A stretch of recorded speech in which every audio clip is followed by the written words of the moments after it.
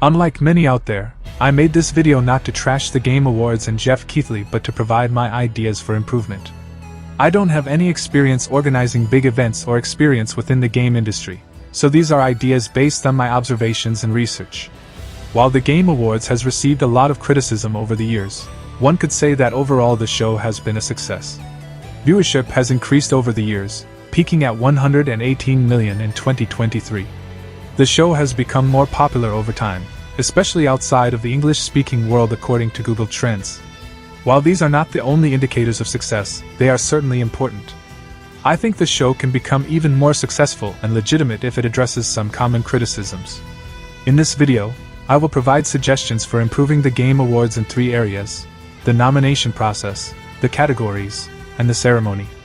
I came up with some of these suggestions by looking at other gaming award shows, such as Golden Joystick, DICE, GDC, and BAFTA. However, I want the Game Awards to retain its identity and not turn into a version of those other shows. First, let's look at the nomination process, starting with the Game Awards Advisory Board. The Advisory Board, which selects the jury of media outlets that would eventually pick the nominees and vote, should be reformed. Currently, the board is quite small and consists mostly of corporate executives. Some of these executives and their companies have questionable reputations. Some of these people don't even play games and might have a conflict of interest in being on the board.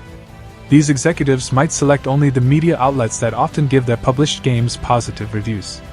As part of my reform, the board should add various respected developers and industry people, for example, Shigeru Miyamoto, Hidetaka Miyazaki, Hironobu Sakaguchi, Shinji Mikami, Sid Meier, John Carmack, Ken Levine, Chris Avellone, and remove executives and companies, except hardware manufacturers.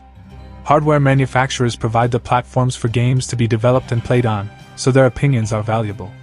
The following people and companies need to be removed from the board: Mark Merrill, Stephen Ma, Yves Guillemot, Rob Kostich, Laura Mila, Epic Games, Rockstar Games. Moreover, the board should select only media outlets that publish primarily gaming content, instead of publications like NPR and Rolling Stone, which have little to do with gaming. They should also select fewer legacy media, and more influencers or content creators like Skill Up and Angry Joe for the jury. Now let's move on to the categories. I suggest some categories be added, others be removed and changed. The following categories should be added and are determined by 50% critic votes and 50% player votes. Developer of the Year. This category existed from 2014 to 2015. This is awarded to the best studio, and should be the second most important award after Game of the Year. The best studio doesn't have to be the one that released the best game of the year.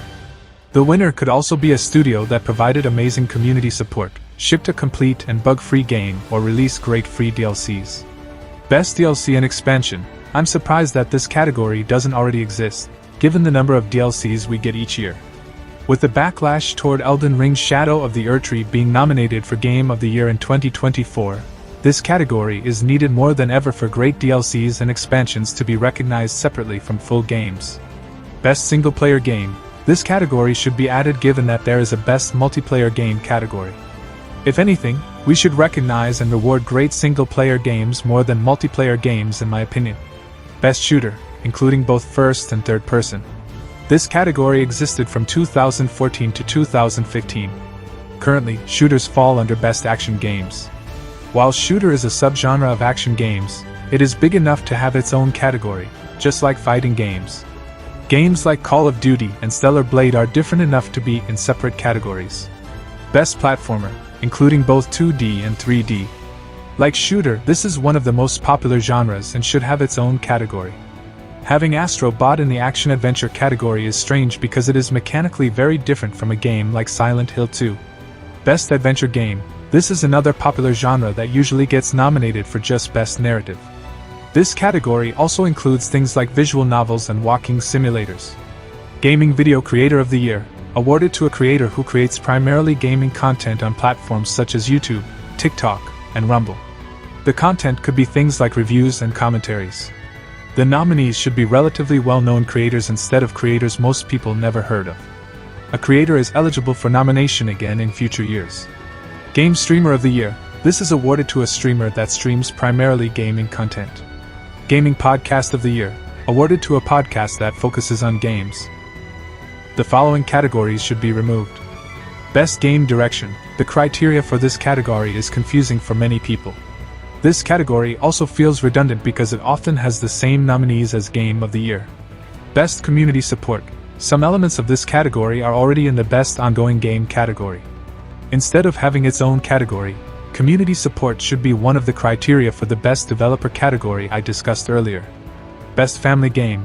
This category is misleading because the games that get nominated are often not good for playing with a family but rather kid-friendly. The nominees are usually just Nintendo games. Best Debut Indie Game. This category often has the same nominees as the Best Indie Game category. I think one indie category is enough. Games for Impact. This category is vague and unnecessary, as many games already contain social commentaries in their narratives these days. Moreover, most people often never heard of the nominees for this category. Player's Voice. This should be a big part of the actual Game of the Year vote, which I will talk about later. Content Creator of the Year. As creators become more influential, especially compared to legacy media, they should get more recognition from the industry. Different types of content creators should not be folded into a single category. This award should be expanded into the 3 categories I mentioned earlier.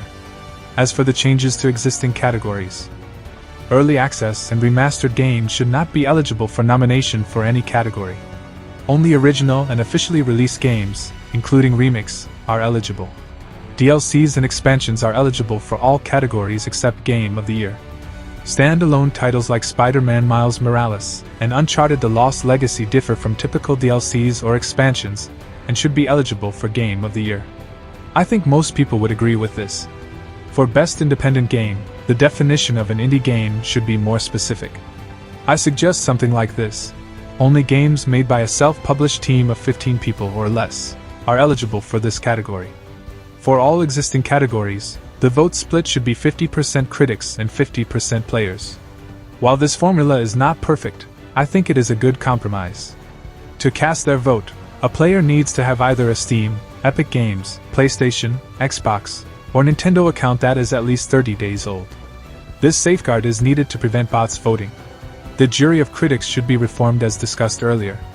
For Game of the Year, all critic votes must be made public after the show for transparency. A breakdown of the player votes for Game of the Year by country must also be made public. This way everyone knows if a game receives most of its votes from only 1 or 2 countries, especially non-English speaking countries. Finally, the ceremony itself needs to improve. Unlike the Oscars, the Game Awards is free to stream for everyone. While commercials are needed to fund the show, which has become bigger and more expensive over time, they should not cause too much disruption and take attention away from the awards themselves. I propose a ratio of about 1 commercial for every 3 awards. All commercials should be related to core gaming, not movies or casual free-to-play mobile games. It is better to have a few high-paying commercials fund the show than many low-paying commercials. The same goes for world premieres and trailers. I get that Jeff wants to give smaller games a spotlight, but the reality is that most people only care about the big announcements. A separate show can be created to showcase smaller titles. The Game Awards should take place a couple of days before Christmas, around December 20th to 22nd. This allows the cutoff date for eligible games to be extended to, let's say, December 1st. A later cutoff date would ensure that most of the major releases of the year have the chance to compete. Given that many have criticized the show for being too long, I propose a maximum runtime of 2 hours. To make sure the show doesn't overly prioritize announcements over awards, I suggest every winner be invited on stage. To save time, multiple winners of related categories might come on at the same time. For example, the winners of Best Action and Action Adventure Game, or Best Soundtrack and Best Audio Design. When on stage together, they are allowed to have separate acceptance speeches. Acceptance speech for Game of the Year should have no time limit. All other acceptance speeches are limited to 60 seconds. I think this is a good middle ground between the 30-second speeches in 2023 and Christopher Judge's endless monologue in 2022. When possible, an award should be presented by a person who is associated with that category. For example, the best soundtrack should be presented by a game composer. The Game of the Year should always be presented by a representative from the previous year's winner, and not by a celebrity. It doesn't feel right to have gaming's supposedly most prestigious award be presented by a Hollywood celebrity. Celebrities can only be invited if they are well known for playing games like Elon Musk and Henry Cavill. These people should only be presenting minor awards and not talk about anything else and waste time. And those are my suggestions for improving the Game Awards. Let me know what you think and share your suggestions in the comments section. If you enjoy this content, please click the like button and subscribe to my channel for more videos like this in the future. I will see you in the next one.